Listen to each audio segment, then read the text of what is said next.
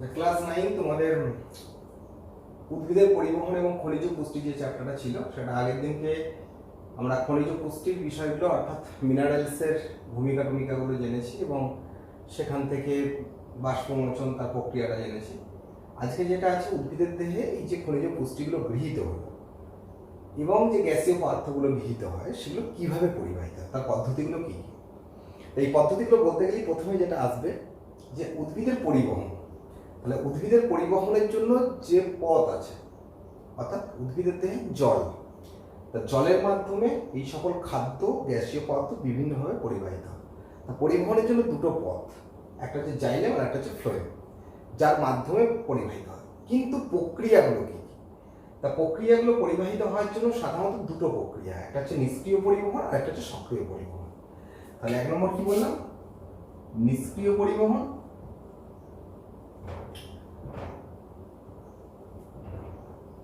আর একটা হচ্ছে সক্রিয় পরিবহন।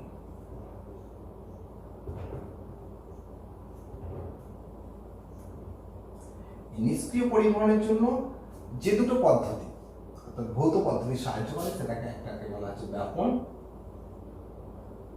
আর একটা হচ্ছে অভিস্রবণ।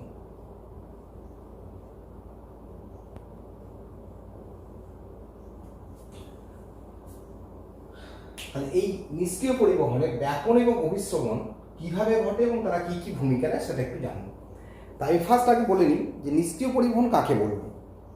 তাহলে যে পরিবহন পদ্ধতিতে বিপাকীয় শক্তি ব্যয় ছাড়া, বিপাকীয় শক্তি মানে কোনো এটিপির এখানে ব্যবহার হবে না, শুধু কেবলমাত্র কয়েকটি ভৌত প্রক্রিয়ার মাধ্যমে উদ্ভিদের দেহে কোষ থেকে কোষের মধ্যে বা কোষান্তর পরিবহন ঘটবে, তাকে বলা হচ্ছে নিষ্ক্রিয় পরিবহন।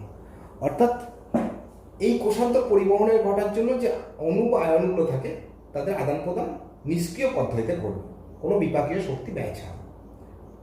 তার মধ্যে দুটো পদ্ধতি বললাম কি কি, একটা হচ্ছে ব্যাপন আর অভিস্রবণ। ব্যাপন কাকে বলবো এক কথা, তাহলে আমরা ব্যাপনের সংজ্ঞা হিসেবে বলতে পারি যে ভৌত পদ্ধতিতে পদার্থের অণুগুলি নিজস্ব গতিশক্তির গুণে অধিক ঘনত্বযুক্ত স্থান থেকে কম ঘনত্বযুক্ত স্থানে ছড়িয়ে পড়ে, তাকে বলা হচ্ছে ব্যাপন এবং সমঘনত্বে পরিণত হয়।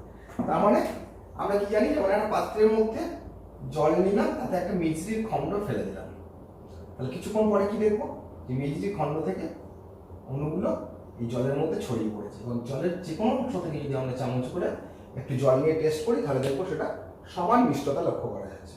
তাহলে এইখানে যে অর্থাৎ এক কথায় মিছরির দানাটা জলের মধ্যে সমানভাবে ছড়িয়ে পড়লো অণুগুলো, এটাকে বলা হচ্ছে ব্যাপন। তা ব্যাপন অনেক পদ্ধতি অনেক প্রকারের হতে পারে, যেমন গ্যাসে গ্যাসে ব্যাপন হতে পারে, কঠিনে তরলে ব্যাপন হতে পারে, কঠিনে গ্যাসে ব্যাপন হতে পারে, তরলে তরলে ব্যাপন হতে পারে। তো এগুলোর উদাহরণ তোমরা আগেও পড়েছো। যেমন কি কি, গ্যাসে গ্যাসে ব্যাপন অর্থাৎ এক কথায় ধূপকাঠি জ্বালালে যেমন বায়ুর সাথে ধূপের যে গন্ধ বা পারফিউমের যে গন্ধ মিশে যায়, এটা গ্যাসে গ্যাসে ব্যাপন। কঠিনে গ্যাসে ব্যাপন যেমন ন্যাপথলিন কর্পূর কঠিন থেকে সরাসরি গ্যাসে ব্যাপিত হয়। তরলে তরলে জল দুধের মিশ্রণ, ঠিক আছে, বা জল অ্যালকোহলের মিশ্রণ। আবার আমরা কঠিনে জলে যেমন দেখলাম চিনি বা মিষ্টি জলে গুললে বা তুঁতে জলে গুললে, তাহলে এগুলো হয়। তাহলে এক কথায় ব্যাপনের কিছু বৈশিষ্ট্যের কথা আমরা জানবো। তাহলে ব্যাপনে কি হয়, অ্যাকচুয়ালি একটা কঠিন মানে অধিক ঘনত্বপূর্ণ স্থান থেকে কম ঘনত্বপূর্ণ স্থানে, অর্থাৎ এখানে একটা কথা বলা হয় দ্রাব আর দ্রাবক। তাহলে পদার্থের মধ্যে বা দ্রবণের মধ্যে যার পরিমাণটা বেশি থাকে সেটা হচ্ছে দ্রাবক, দ্রাবক, আর যার পরিমাণটা কম থাকে তাকে বলা হচ্ছে দ্রাবক। তাহলে এখানে যেমন মিষ্টি হচ্ছে দ্রাবক আর জল হচ্ছে দ্রাবক। তাহলে এখানেতে বৈশিষ্ট্যটা কি হয়, মানে এক কথা ব্যাপনের বৈশিষ্ট্য কি। তাহলে এখানে তাপমাত্রা ব্যাপনে একটা গুরুত্বপূর্ণ ভূমিকা নেয়। যদি তাপ বাড়ে তাহলে অণুগুলোর ছোটার গতিবেগ বেড়ে যাবে, তাহলে কি হবে, ব্যাপনের হার বাড়বে। পদার্থের অণুর আয়তন বেশি হলে ব্যাপনের হার কমবে, অণুগুলো যদি ছোট হয় তাহলে বেশি জোরে ছুটবে, তাহলে ব্যাপনের হার বাড়বে। এছাড়া কি হয়, যদি দুটোর মধ্যে ঘনত্বের পার্থক্য বেশি হয় তাহলে ব্যাপনের হার বাড়বে। আর দুটি অঞ্চলের মধ্যে পদার্থের ঘনত্বের যেটা হচ্ছে গড় যত মানে বেশি হবে ততই দ্রুততর হবে, যেটা বললাম। ব্যাপনের হার পদার্থের আণবিক গুরুত্বের বর্গমূলের সঙ্গে ব্যস্তানুপাতিক। তাহলে পদার্থের আণবিক গুরুত্ব যত বেশি হবে ব্যাপনের হার তত কম হবে, অর্থাৎ বর্গমূলের সঙ্গে ব্যস্তানুপাতিক হবে। আর ব্যাপনযোগ্য যে কোনো পদার্থ যেটা হচ্ছে যদি অণুর দাব্যতা যত বেশি হবে ব্যাপনের হার তত বেশি হবে। তাহলে এই যে জানলাম যে ব্যাপন প্রক্রিয়ার বৈশিষ্ট্য, এগুলো তোমরা বই থেকে রেডি করবে। আর ব্যাপনের গুরুত্ব কী অ্যাকচুয়ালি, তাহলে মাটির কৈশিক জল উদ্ভিদ যে গ্রহণ করে তার পাতায় পৌঁছানো, বাষ্পমোচনের মাধ্যমে জল বেরিয়ে যাওয়া, অক্সিজেন কার্বন ডাইঅক্সাইড উদ্ভিদের দেহে আদান প্রদান সবই ব্যাপন প্রক্রিয়ায় ঘটে। তা এর সাথে সাথেই চলে আসবো কিছু কথা, যেমন সহায়ক ব্যাপন। তাহলে এক কথায় ব্যাপনের যে পদ্ধতিগুলো ঘটে, যেমন এখানেতে ব্যাপক বাহক নির্ভর কিছু পরিবহনও দেখা যায়। অর্থাৎ এখানে আমরা দেখলাম জল আর মিষ্টির মধ্যে এখানে কোনো বাহক নেই, কিন্তু ধরো কোষ পর্দায় কিছু প্রোটিন থাকে, যে প্রোটিনগুলো আমরা কোষ চ্যাপ্টার পড়তে যে পড়েছি, যেগুলোকে বলা হচ্ছে ইন্টিগ্রাল প্রোটিন বা পেরিফেরাল প্রোটিন, যেগুলো থাকে কোষ পর্দায়, তার মাধ্যমেও ব্যাপন প্রক্রিয়া করতে পারে। তখন সেটাকে বলা হবে সহায়ক ব্যাপন বা ফ্যাসিলিটেড ডিফিউশন। তাই সহায়ক ব্যাপন কাকে বলে, যদি কোনো বাহক অণুর দ্বারা ঘটে তখন তাকে বলা হচ্ছে সহায়ক ব্যাপন বা ফ্যাসিলিটেড ডিফিউশন। তাই এই জন্য এই গুরুত্বপূর্ণ এই প্রক্রিয়াটাও আমাদেরকে জানতে হবে। আর এখানে কিছু কথা বলা হয় যে সম্পৃক্ততা বা প্রতিযোগিতা, প্রতিরোধ প্রভৃতির ওপরও নির্ভর করে ব্যাপন, নিষ্ক্রিয় পরিবহন বা ব্যাপন নির্ভর করে। তা যাই হোক, এরপর আমরা চলে আসবো অভিস্রবণ। তা অভিস্রবণ কি, একই জাতীয় দুটি দ্রবণ, যেমন ধরো আমরা এখানেই আঁকবো ছবিটা, এটা একটা জল আর চিনির মিশ্রণ, এটা ধরো একটা জল চিনির মিশ্রণ।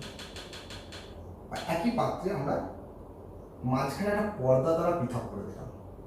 তা পর্দা দ্বারা পৃথকীকৃত সমজাতীয় দ্রবণের মধ্যে ভিন্ন ঘনত্বের, তাহলে এইদিকে যে জল চিনির দ্রবণটা আছে আর এইদিকেও ধরো জল চিনির দ্রবণ আছে, যদি একদিকের ঘনত্বটা বেশি হয় তাহলে পর্দা দ্বারা পৃথকীকৃত দুটি দ্রবণের মধ্যে দ্রাবক অণু চলাচল করবে, অর্থাৎ জল এখান থেকে এখানে প্রবেশ করবে, দিয়ে দুটো সমঘনত্বে পরিণত হবে।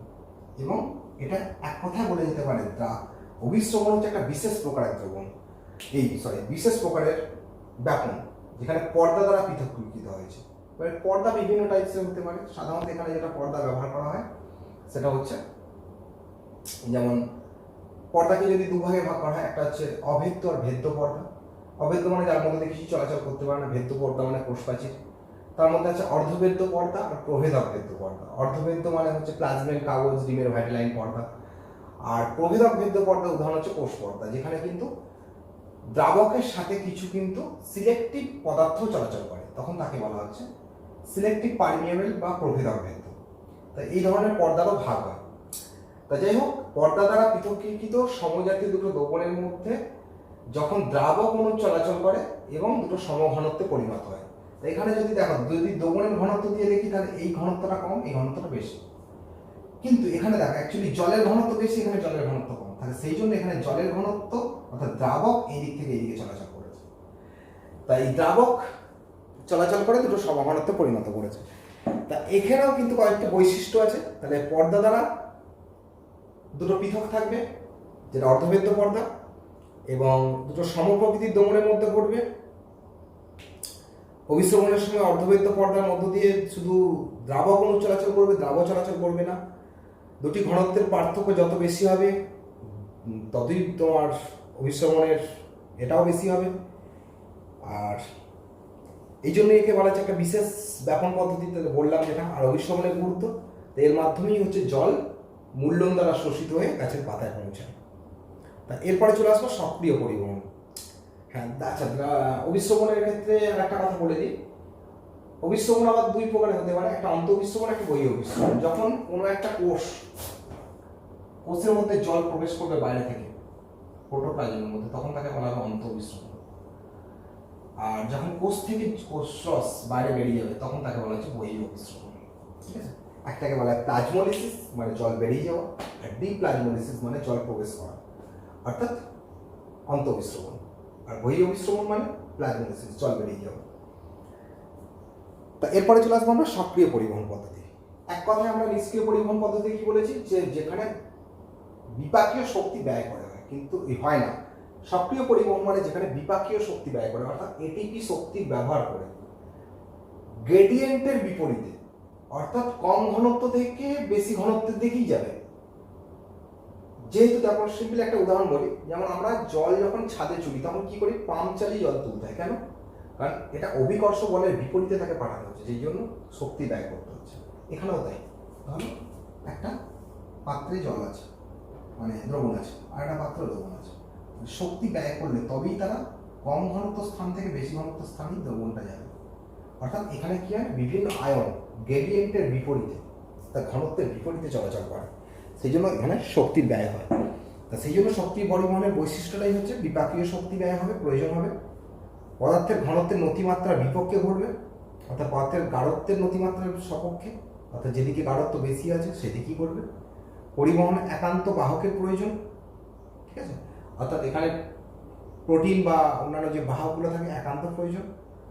আর এখানে সম্পৃক্ততা, প্রতিযোগিতা, প্রতিরোধ প্রভৃতির উপর নির্ভর করবে এটা।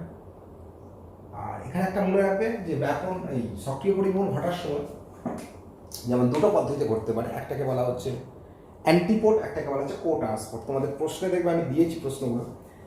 তা অ্যান্টিপোডটা কি না, যখন ধরো একটা পর্দার মধ্য দিয়ে একটা সোডিয়াম অণু এইদিকে প্রবেশ করছে, তার সাথে সাথে একটা পটাশিয়াম অণু এইদিকে বেরিয়ে আসছে, তাহলে একটা সোডিয়াম প্রবেশ করলে একটা পটাশিয়াম বেরিয়ে যাবে, এটাকে বলা হচ্ছে অ্যান্টিপোড, মানে দুটো বিপরীত হবে। আর কো ট্রান্সপোর্টটা কি না, যখন কোনো ধরো পটাশিয়ামের সাথে গ্লুকোজ একই সাথে একই দিকে প্রবেশ করছে, তখন তাকে বলা হচ্ছে কো ট্রান্সপোর্ট, অর্থাৎ সহপরিবহন। তাই এই দু ধরনের হয়, একটা প্রতিপরিবহন, একটা সহপরিবহন। এরপর হচ্ছে কোষ থেকে কোষে পরিবহন কিভাবে ঘটে, তা তার তিনটে আছে, একটা যে ব্যাপনের ভূমিকা, অবিশ্রবণের ভূমিকা, আর একটা হচ্ছে লেসিথিন বাহকের ভূমিকা, অর্থাৎ কোষান্তর পরিবহনের সক্রিয় পরিবহনের ভূমিকা।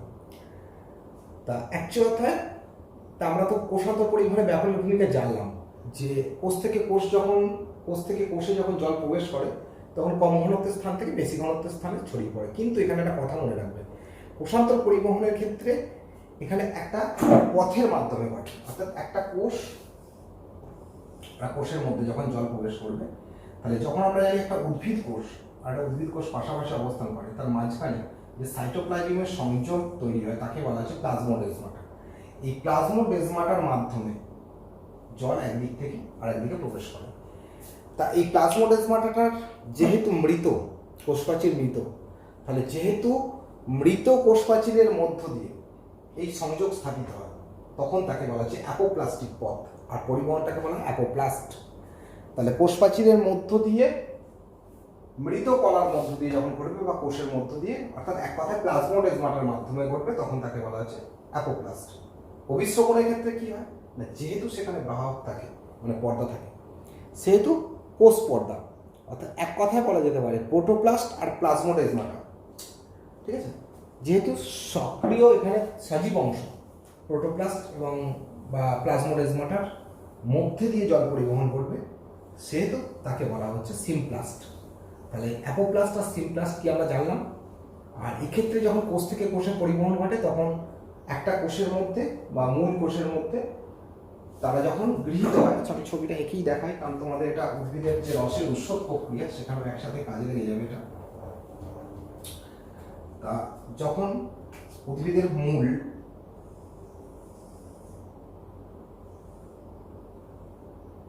মাটির যে কৈশিক জল মূলের এই কোষগুলোতে যখন এসে পৌঁছায়, মানে যে প্যারেনকাইমার কোষগুলো থাকে, সেখানে কোষগুলোতে মূল রঙের কোষ এক কোষ একটাই কোষ থাকে।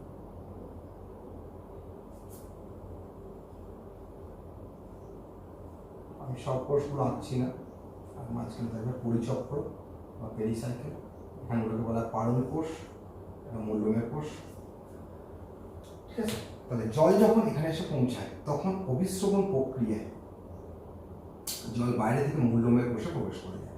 যখনই মূল্যমের কোষে প্রবেশ করে, তখনই কি হয় না, এখানে জল বেশি হওয়ার জন্য তারা তখন পার্শ্ববর্তী কোষগুলোর মধ্যে জল প্রবেশ করে যায়, ফলে এখানে মূলজ চাপের পরিমাণ কমে যায়, তখন আবার জল এখান থেকে গৃহীত হয়ে মূল্যমে প্রবেশ করে, এবং এখান থেকে এই কোষ, এই কোষ থেকে এই কোষ, এই কোষ থেকে এই কোষ, পরিচক্রের মধ্য দিয়ে তারা চলে আসে পরিচক্রের মধ্য দিয়ে চলে আসে জাইলেম বাহিকায়, অর্থাৎ কেন্দ্রীয় অঞ্চলে, যেখানে জাইলেম বাহিকার মাধ্যমে জল ঊর্ধ্বমুখে পরিবাহিত হয়। অর্থাৎ এক কথায় বারণ কোষগুলোর মাধ্যমে চলে আসে পরিচক্রে, এবং যেখান থেকে জাইলেম বাহিকার মাধ্যমে চলে যায় একদম গাছের পাতায়। তাহলে এটা হচ্ছে কোষান্তর পরিবহনে যে ভূমিকাটা রাখে। আর কোষান্তর পরিবহনে যেটা সক্রিয় পরিবহনের ভূমিকা থাকে, সেটা লেসিথিন বাহকের মাধ্যমে ঘটে এবং এখানে এটিপি শক্তি ভেঙে তৈরি হয় এবং এটিপি শক্তি মানে এখানে যে খাদ্য সরি তাহলে উদ্ভিদের দেহে যে খাদ্য থাকে অর্থাৎ সরল শর্করা ভেঙে এটিপি উৎপাদন হয়ে এই প্রক্রিয়াটা ঘটে। তো যাই হোক, এটা হচ্ছে সক্রিয় পরিবহনের ভূমিকা গেল কোষ থেকে কোষান্তর পরিবহনে। এরপরে যেটা আমরা আসবো একটা গুরুত্বপূর্ণ বিষয়, সেটা হচ্ছে রসের উৎসব প্রক্রিয়া, অর্থাৎ উদ্ভিদের মূল্যম দ্বারা শোষিত জল কিভাবে পাতায় পৌঁছায় সেই প্রক্রিয়াটা আমি বলবো তোমাদেরকে। এবং এই প্রক্রিয়াটা তোমরা বই থেকেই রেডি করবে, আমি যেইভাবে বলছি সেইভাবেই করার চেষ্টা করবে, তার কারণ এটা একটা গুরুত্বপূর্ণ 5 নম্বরের কোশ্চেন আছে। এটা রসের উৎসব প্রক্রিয়াটি বর্ণনা করো। তা তোমাদের বইয়েতে প্রক্রিয়াটা যেটা বলা আছে, যেখানে কি কি চাপ কাজ করে বা বল কাজ করে, তারপর পদ্ধতিটা দেওয়া আছে। আমি সেই বলগুলো বলার সাথে সাথে প্রক্রিয়াটা তোমাদেরকে বলে দেবো একসাথে, তা সেটা কীভাবে ঘটে। তা যাই হোক, আমাদের এই যে মূল্যম দ্বারা শোষিত জল গৃহীত হচ্ছিল, সেই গৃহীত জল কিভাবে পৌঁছায়, তা বিজ্ঞানী ডিকসন আর জলি তারা দুজন মিলে এই রসের উৎসব প্রক্রিয়াটাকে বর্ণনা করেন এবং সেই জন্য আমরা ডিকসন আর জলির মতবাদ অনুযায়ী এই প্রক্রিয়াটা আমরা ব্যাখ্যা করব।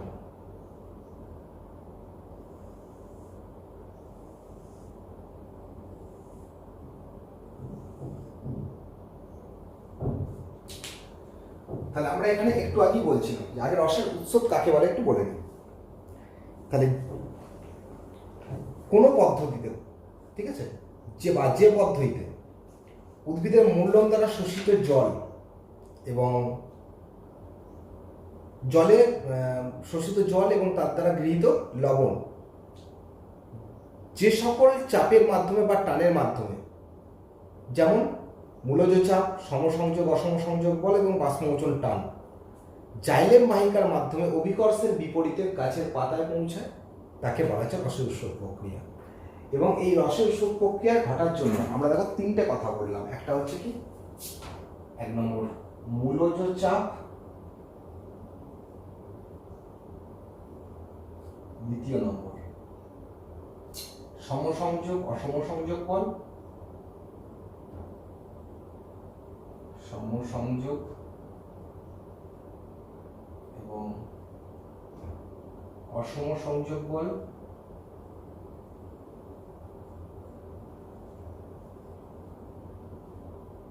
তৃতীয় নম্বর বাষ্পমোচন টান।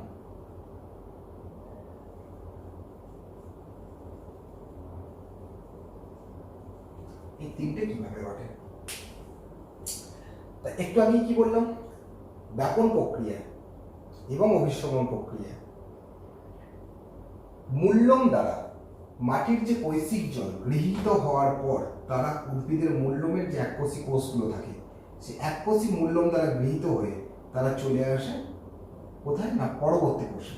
তাহলে যখনই কোনো মূল্যম দ্বারা জল গৃহীত হবে, সেই কোষের মধ্যে কি হয় না রসফিতি চাপ বেড়ে যায়, ফলে সে পার্শ্ববর্তী কোষের মধ্যে অ্যাপোপ্লাস্টিক পথে বা সিমপ্লাস্টিক পথে, অ্যাপোপ্লাস্ট এবং সিমপ্লাস্টিক পথে জল পার্শ্ববর্তী কোষে চলে যায় এবং এখানে মূলজের চাপটা কমে যায়, ফলে পরবর্তী জল আবার এখানে প্রবেশ করে যায় এবং সেখান থেকে তার পার্শ্ববর্তী কোষে, একই পদ্ধতিতে সেখান থেকে তার পার্শ্ববর্তী কোষে এইভাবে চলে আসে একদম পরিচক্রে, যেখানে আছে জাইলেম বাহিকা। তাহলে উদ্ভিদের জল পরিবহনে সাহায্যকারী কলাটার নাম হচ্ছে জাইলেম। সেই জাইলেম বাহিকায় চলে আসে।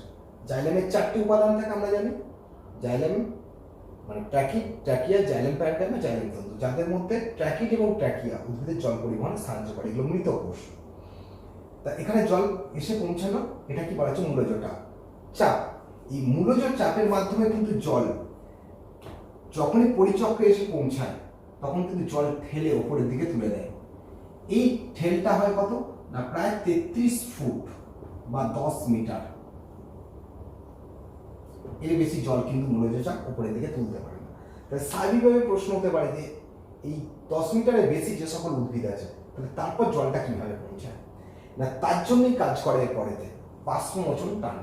তা বাষ্পমোচন টান কি করে, যখনই পত্ররন্ধ্রের মাধ্যমে জল, এখনো জল এই পাতার মাধ্যমে দেহের বাইরে বেরিয়ে যাবে, সে কি করে না একটা নির্দিষ্ট চেন পথে যে প্যারেনকাইমার কোষগুলো থাকে এবং এসে জাইলেম বাহিকার মধ্যে যে কোষগুলো আছে, সেই জলের অণুগুলোকে সে চেন আকারে একটার সঙ্গে একটা টানতে থাকে, তাহলে একটা অণু জল বেরিয়ে বেরিয়েছে তার পরের জলের অণুতে টান দেয়, ফলে সে তার পরের অণুতে, সে তার পরের অণুতে, সে তার পরের অণুতে, তাহলে এইভাবে টানটা মূল্যম পর্যন্ত কাজ করে। তাহলে এক কথা বলতে গেলে কি বলা যেতে পারে, যে মূলজ চাপ জলকে ঠেলে উপরের দিকে তোলে আর বাষ্পমোচন টান জলকে টেনে নেয়। কিন্তু মাঝখানে কি ঘটনাটা ঘটে, তা এখানে যেহেতু অভিকর্ষ বল একটা স্তম্ভাকারে কাজ করে, সেহেতু এখানে কি কাজ করে, এখানে দিয়ে আসবো গুরুত্বপূর্ণ যে কথাটা, সেটা হচ্ছে আসঞ্জন ধর্ম, অর্থাৎ যেটাই সমসংযোগ এবং অসম সংযোগ বল, এক কথায় সংশক্তি বা অসংশক্তি বল, সেটা কিভাবে কাজ করে না, এক কথায় সমসংযোগ, অর্থাৎ এখানের মধ্যে যে জলের অণুগুলো পরপর থাকে, তাহলে একই জাতীয় অণুর মধ্যে একটা টান কাজ করে, এবং সে কি করে না, এই জলের অণুটাকে তারপরে জলের অণুর সঙ্গে টান দিয়ে রাখে, ফলে এই জলস্তম্ভটা যে ওপর থেকে নিচের দিকে থাকে, এবং জলের অণুর সঙ্গে জাইলেম বাহিকার পার্শ্বদেশের যে কোষগুলোর টান, যেটাকে বলা হচ্ছে অসম সংযোগ বল।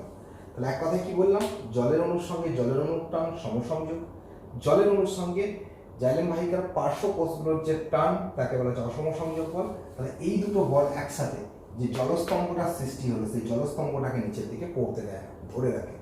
যেমন আমরা দেখেছি একটা গ্লাসের গায়েতে জলবিন্দু আকারে যেমন জল লেগে থাকে, কিন্তু সেই জলের ওয়েট একটা নির্দিষ্ট বল পর সেটা কিন্তু ঝরে পড়ে, কিন্তু তার আগে পর্যন্ত সে কিন্তু মানে আসঞ্জন ধর্মের জন্য লেগে থাকে।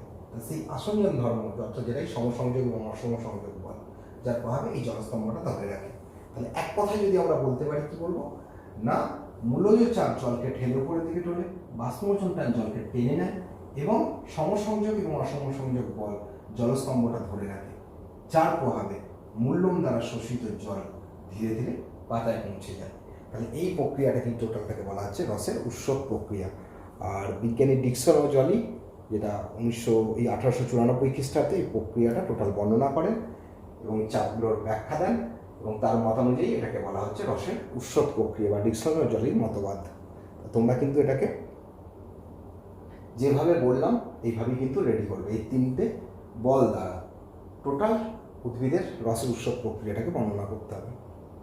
আচ্ছা, নেক্সট চলে আসবো এরপরে উদ্ভিদের পরিবহনে আর একটা গুরুত্বপূর্ণ, যে এরপরে পাতায় যে উৎপন্ন খাদ্য, অর্থাৎ শর্করা জাতীয় খাদ্য, কিভাবে সেটা সারা উদ্ভিদে ছড়িয়ে পড়ে, অর্থাৎ যেটা খাদ্যের পরিবহন।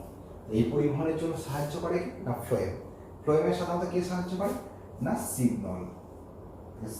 ফ্লোয়েমের একটা উপাদান হচ্ছে সিগনল, অর্থাৎ এক কথায় সিপ কোষ। এই সিপ কোষগুলো একটার পর একটা স্তম্ভাকারে এরকমভাবে সজ্জিত থাকে, এবং তাদের মাঝখানে থাকে একটা প্লেট, যাকে বলা হচ্ছে কি সিপ প্লেট, এবং এই সিপ প্লেটের মাঝখানগুলো এরকম চালনিচ্ছদা হয়, অর্থাৎ ছোটো ছোটো ছিদ্র থাকে, যেগুলোকে বলা হচ্ছে চালনিচ্ছদা বা সিপ ছিদ্র। আর টোটাল জায়গাটাকে বলা হচ্ছে সিপ ক্ষেত্র। অর্থাৎ যখন উদ্ভিদ খাদ্য তৈরি করে, সেই খাদ্য জলে দ্রবীভূত অবস্থায় চলে আসে ফ্লোয়েমের মধ্যে। ফ্লোয়েমে আসার পরেতে কী কীভাবে এই ফ্লোয়েম দ্বারা বাহিত হয়, তার জন্য দুটো পদ্ধতি যায়, একটাকে বলা ফ্লোয়েম লোডিং আর একটাকে বলা ফ্লোয়েম আনলোডিং। তো তার আগে যে প্রক্রিয়াটা ঘটে যেটা বললাম, অর্থাৎ এই সিমপ্লাস্ট এবং অ্যাপোপ্লাস্টিক পদ্ধতি পারমিজ উৎসেচকের সাহায্যে পরিবহনের মাধ্যমে ক্রমান্বয়ে ফসফোরাইলেশন এবং ডিফসফোরাইলেশন পদ্ধতিতে শর্করা জাতীয় খাদ্য ক্লোরোপ্লাস্টের পর্দা, মেসোফিল কলা ইত্যাদির মাধ্যমে ফ্লোয়েমে স্থানান্তরিত হয়। তাহলে ফ্লোয়েমে কিন্তু আসবে ফসফোরাইলেশন এবং ডিফসফোরাইলেশন, যেটা পারমিজ উৎসেচকের সহায়তায় চলে আসবে কোথায় না, আমাদের ফ্লোয়েমেতে। অর্থাৎ কোথায় আসছে না, ফ্লোয়েমের সিগনলের মধ্যে। তা সিগনলের মধ্যে আসার পরেতেই খাদ্যের পরিবহন কীভাবে করবে, তা সিগনলের এই গাত্রদেশেই থাকে পি প্রোটিন বা ফ্লোয়েম প্রোটিন। তো তারা কি করে না, এক কথায় সিগনলেতে আসার পরে খাদ্য যখন এখানে দ্রবীভূত অবস্থায় যায়, তখন এই সিপ ছিদ্রগুলো অতিক্রম করে একটা সিগনল থেকে আরেকটা সিগনল আর একটা সিগনল এইভাবে যেতে থাকে। এটা মনে রাখবে, এখানেতে শীতকাল যখন আসে উদ্ভিদের, তখন কিন্তু এখানেতে এই শর্করা জাতীয় খাদ্য আর চলাচল করতে পারে না, অর্থাৎ এই সিপ ছিদ্রগুলো বন্ধ হয়ে যায়। বন্ধ হয়ে গেলে কী করে না, এখানে শর্করা জাতীয় খাদ্যটা ক্যালোজে পরিণত হয়। এই ক্যালোজে পরিণত হলেই তখন কিন্তু এই ক্যালোজ শক্ত হয়ে যে ছিদ্রগুলোকে বন্ধ করে দেয়, পরিবহন বন্ধ হয়ে যায়। তখন এই ক্যালোজ দ্বারা যে পর্দাটা গঠিত হয়ে যায়, অর্থাৎ সিপ্লেটটা, তখন তাকে বলা হচ্ছে ক্যালোজ প্যাড। আবার যখন বসন্তকাল আসে, তখন এই ক্যালোজ গলে যায়, আবার পরিবহন শুরু হয়ে যায়। অ্যাকচুয়ালি এই সিগনালে আসার পরেতে যে পি প্রোটিন থাকে, তাদের সংকোচনের ফলে সিগন্যাল মধ্যস্থ খাদ্য চালনিক ছদার মধ্য দিয়ে অপরের দিকে বা ওপর থেকে নিচের দিকে বা নিচ থেকে ওপরের দিকে সব দিকেই পরিবাহিত হয়। এবং এখানে আসার পরে খাদ্য গ্রহণকারী যে কলাগুলো থাকে পাশের, অর্থাৎ এক কথায় বলা যেতে পারে সঙ্গী কোষ, সেই সঙ্গী কোষের মধ্যে আসার পরেতে সিঙ্ক হিসাবে কাণ্ড, মূল বা পাতার মধ্যে আস্তে আস্তে একটা কোষ থেকে আরেকটা কোষে, আরেকটা কোষ থেকে আরেকটা কোষে ছড়িয়ে পড়ে। ঠিক আছে, তাই এটা কি বলা আছে? ফ্লেম লোডিং, অর্থাৎ এক কথায় ফ্লেমের মধ্যে খাদ্য কী করে প্রবেশ করবে, এরপরে এই খাদ্য বেরিয়ে যাবে কী করে, যেটা ফ্লেম আনলোডিং। অর্থাৎ ফ্লেমের খাদ্য গ্রহণকারী যে কলা কোষগুলো, সেখান থেকে ফ্লেম সিমপ্লাস্টিক এবং অ্যাপোপ্লাস্টিক পথেই পার্শ্ববর্তী কোষে ছড়িয়ে পড়ে এবং সেখান থেকে ব্যাপন প্রক্রিয়া সঞ্চয়ী অঙ্গে চলে যায় এবং সেখানেতে যাওয়ার পরে তারা শ্বেতসার জাতীয় খাদ্যে পরিণত হয় এবং তারা স্টোর হয়ে থাকে বা দেহে সঞ্চিত হয়ে থাকে। তাহলে এই প্রক্রিয়ার মাধ্যমেই ফ্লোয়েমের মাধ্যমে সারা দেহে খাদ্য ছড়িয়ে পড়ে। তা এখানে এক কথায় উদ্ভিদের পরিবহন বলতে গেলে তাহলে জাইলেমের দ্বারা পরিবহন আর ফ্লোয়েমের দ্বারা পরিবহন। এক কথায় রসের উৎসব প্রক্রিয়ায় মূল্যম দ্বারা শোষিত জল গাছের পাতায় পৌঁছানো এবং পাতায় উৎপন্ন খাদ্য ফ্লোয়েমের মাধ্যমে সারা দেহে এবং সঞ্চয়ী অঙ্গে পৌঁছানো, এই দুটো প্রক্রিয়াকেই তোমাদের কিন্তু গুরুত্বপূর্ণভাবে রেডি করতে হবে। তাহলে আমাদের এই চ্যাপ্টারটা কমপ্লিট হয়ে গেছে। আর এখান থেকে তোমাদের প্রশ্ন আমি দিয়ে দিয়েছি আগে, সেই প্রশ্নগুলো এইগুলোকে কিন্তু তোমরা রেডি করে দেবে। ঠিক আছে, এরপরে তো আমরা আবার নেক্সট চ্যাপ্টার পরের দিনকে আবার যাবো। ঠিক আছে, এটা এই পর্যন্তই থাকছে তোমাদের। আর এটা রেডি করে নাও, এখান থেকে আমি আবার প্রশ্ন দিয়ে দেবো, প্রশ্ন রেডি করে দেবো, তোমরা আবার এটা পরীক্ষা দিয়ে নেবে।